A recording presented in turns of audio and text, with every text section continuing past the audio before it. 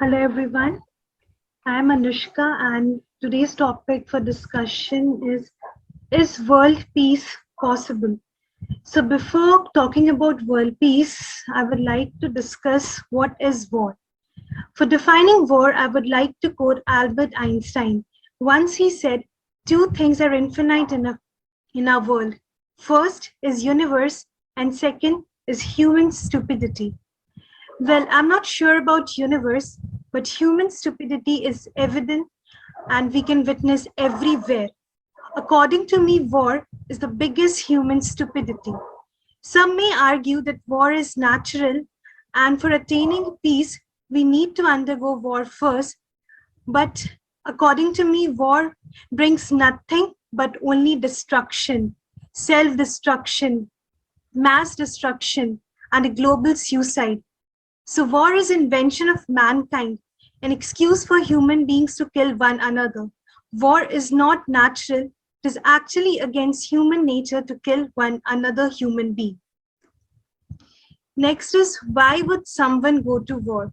This can be as simple reason when people want more.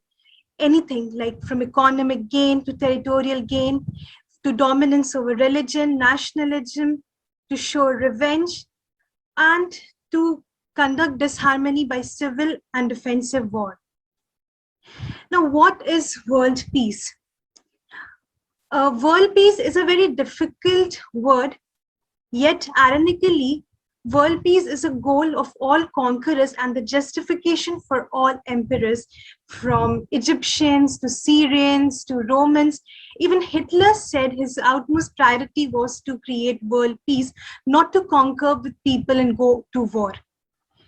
But world peace has become such a complex word that it has become an age old dream for people to adapt it practically. The definition of world peace may vary from person to person, but according to me, a state of people from all countries in the world being happy and living harmoniously with each other is world peace.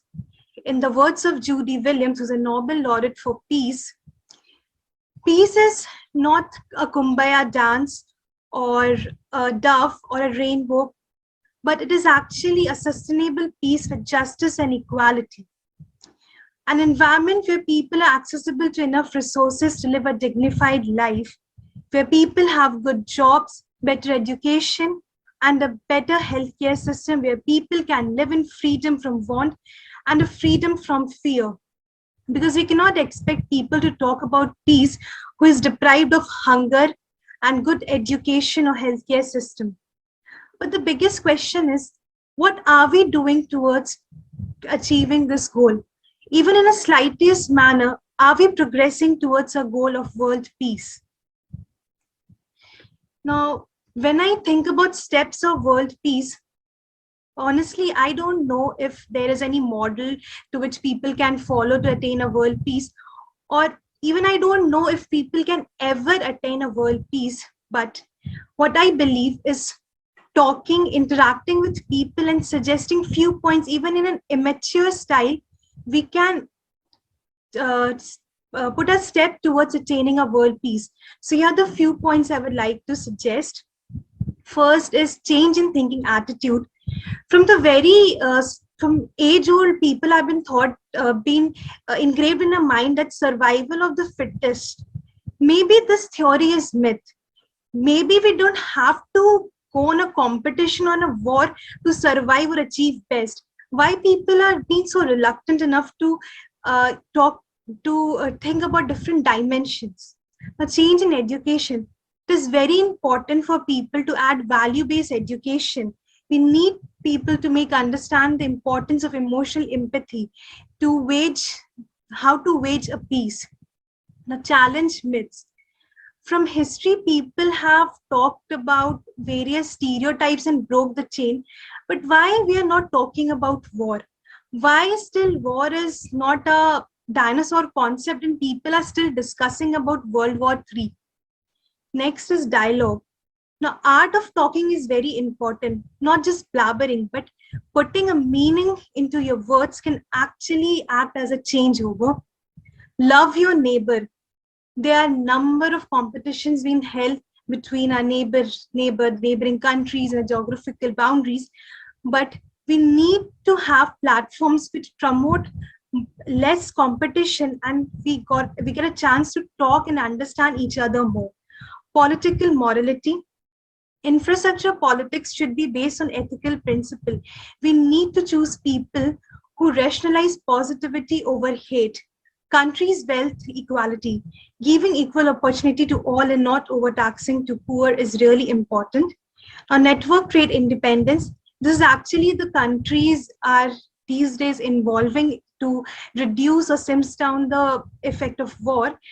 People are into mutual trade benefits. So even if two countries hate each other, but they are into some trade benefits, so that actually slims down the chances of war. Equal representation of nation international bodies. No nation should be left behind or get oppressed. Every nation have an equal say. Nationalism is not a virtue. Put globalization ahead of nationalism. Nationalism, I think, should have been an age-old concept. People should now understand the value of globalization, of working together and sharing together. Now, in World War leads to different opportunities, like it creates uh, more developed economies. They increase the power of globalization. They promote tourism. We can travel without any distress.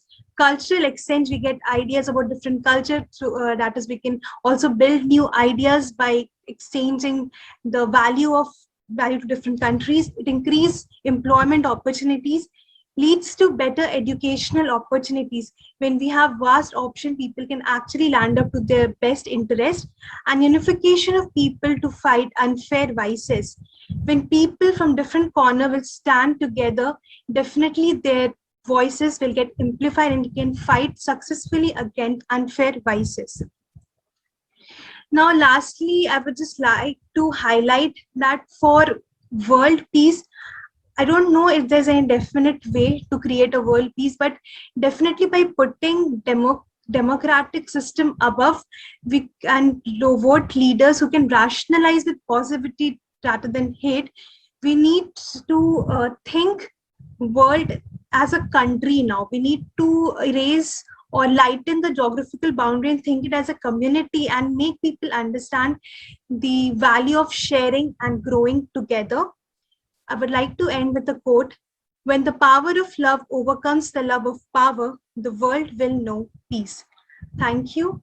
And I'm open for questions. And also, I would like to know from the panelists, like, uh, in effect to world peace, is they really think that world is progressing towards it?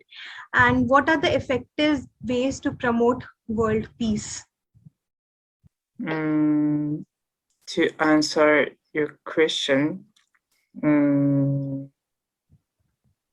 I think the world is progressing. Yes, it is, but compared to the past. But yeah, there is, still a lot of room for improvement. Like as Angelica showed us, like there are still so many problems in the world. It is not improving. So yeah, I think there's still many problems we should do for, but I think your idea that regard the world as a country is a good idea, and it is a very unique idea. So yeah, I think like to make the situation better, like we have to like be together and think about future and step forward together. uh, that's what I would say. Thank you. Thank you. For your presentation, it was actually very nice.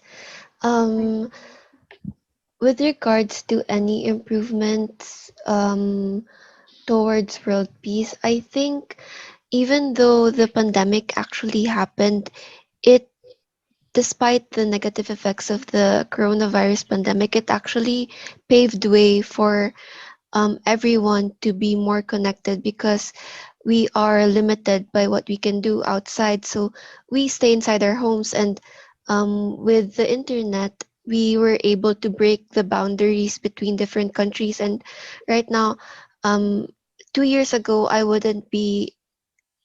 don't think that it would be possible for me to talk to people from different countries, but now we are already doing this. So the pandemic actually pushed us. It became a catalyst for us to reconnect and to share a dialogue among everyone around the world. And I think that it's actually a good thing. Yeah, Yes. Yes, thank you. thank you.